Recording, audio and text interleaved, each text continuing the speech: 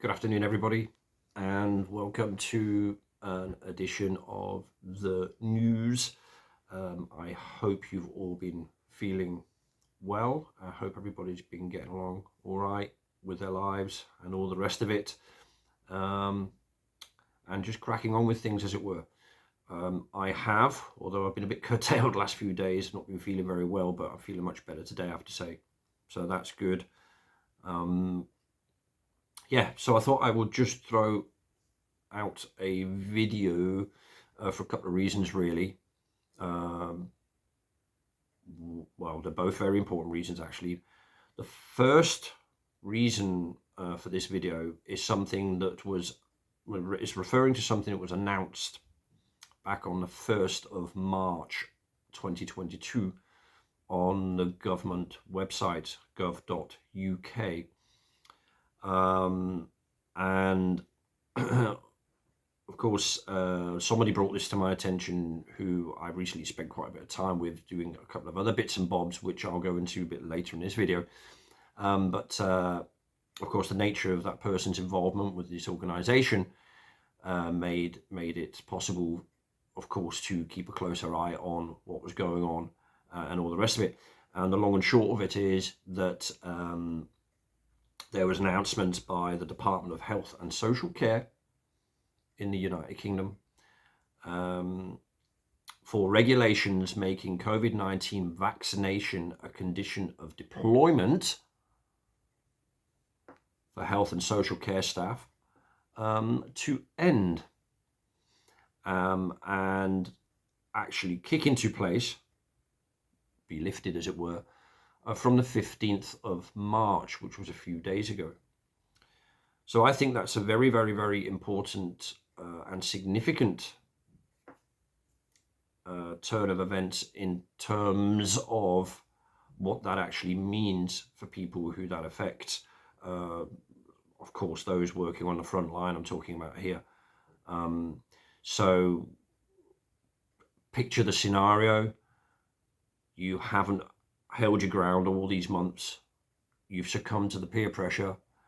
You've gone along with your tests. You've gone along with your jibby jabbies and all the rest of it to keep the peace, to keep your job, to continue paying your rent, whatever the reasons are for playing Russian roulette with your life. And then suddenly this happens. I would be not too pleased, would be the understatement of the millennium, I think, if that was to happen to me. So thankfully the person who I would be talking to about this, she did stand her ground, and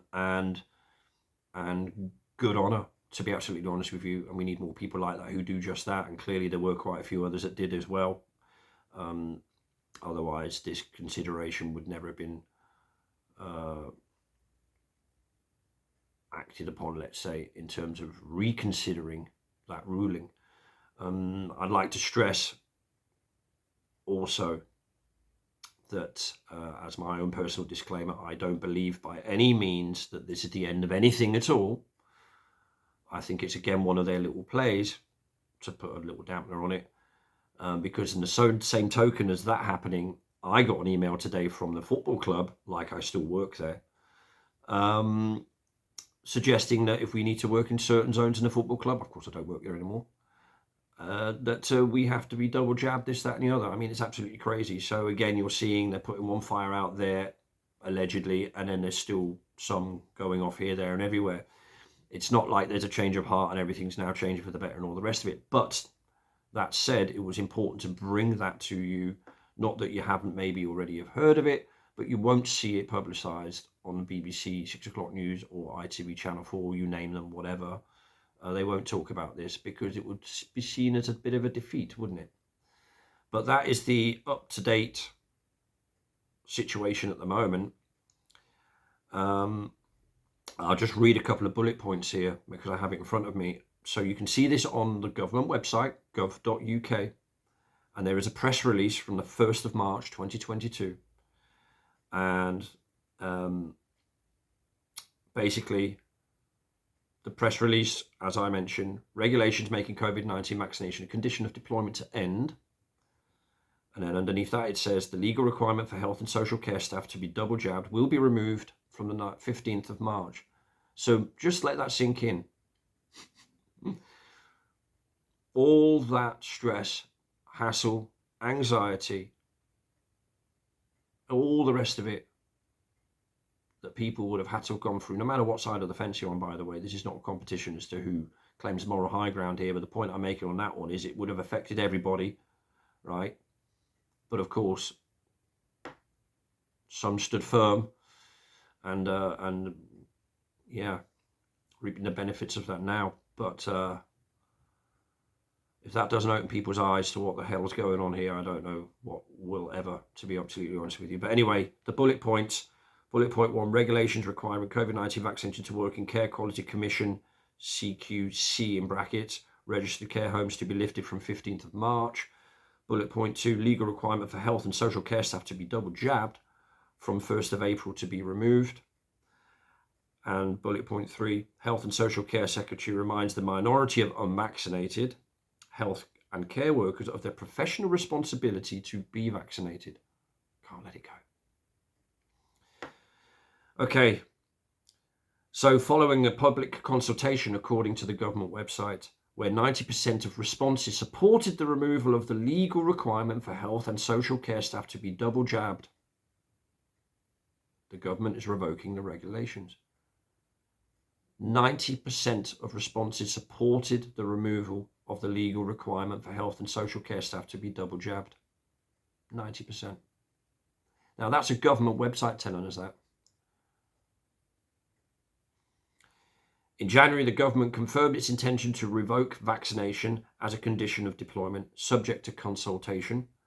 When the original decision was taken to introduce COVID-19 vaccination as a condition of deployment, Delta was the dominant variant.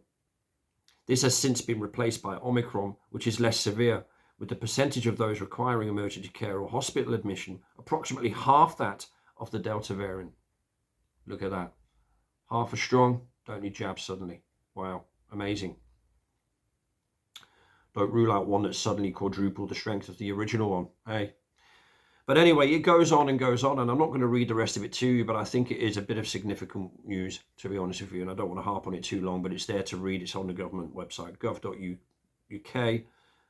Just look up the Department of Health and Social Care and look at the press release from the 1st of March.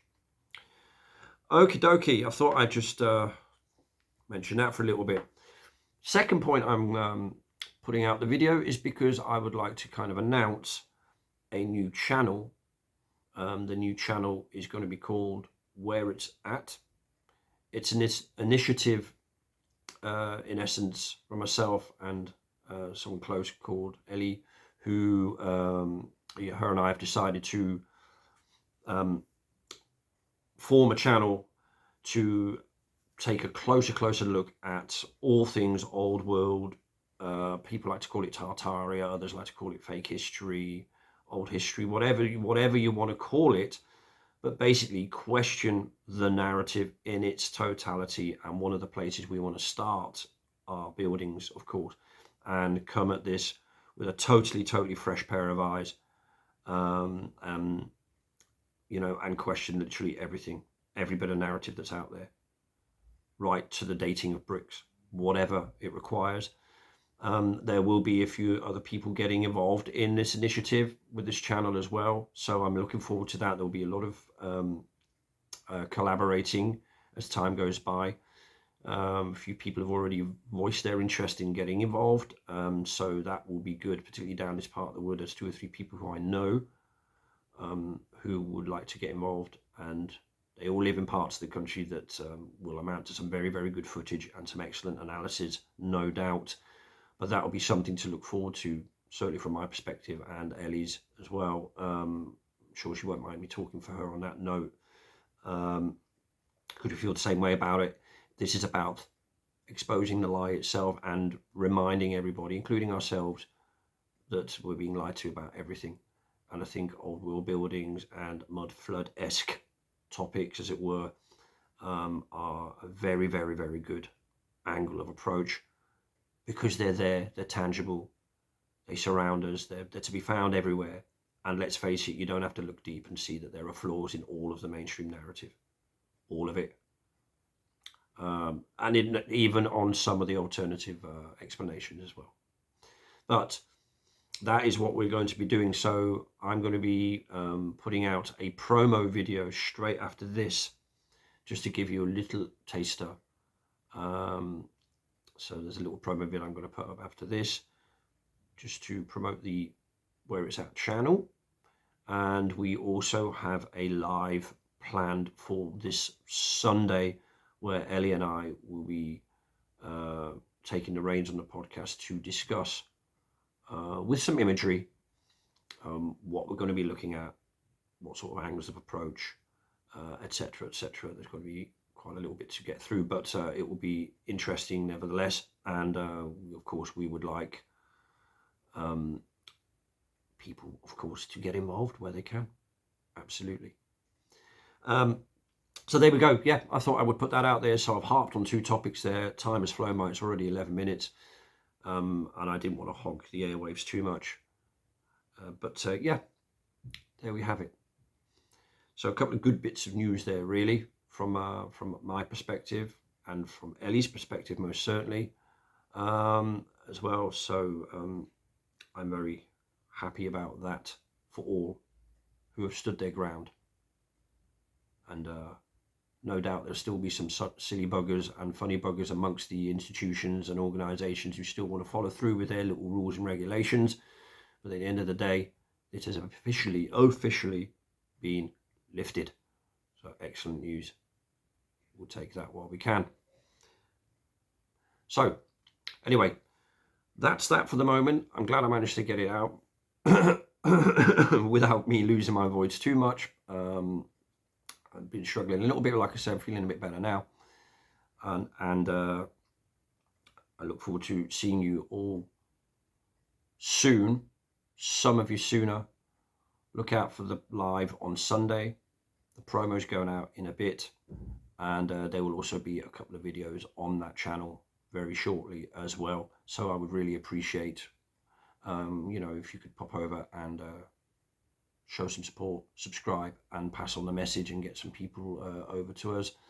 And let's hope we can build something there and enjoy a lot of aspects on that topic, because there's plenty to look at. Okay, so on that note, he's meditating at the moment, so he's quite happy. Why would I borrow him? Borrow him? Bother him even. Anyway, take care. Enjoy the rest of the week and the ensuing weekend. Look after each other. And stay sane. Speak then. Ta-ta for now. Bye-bye.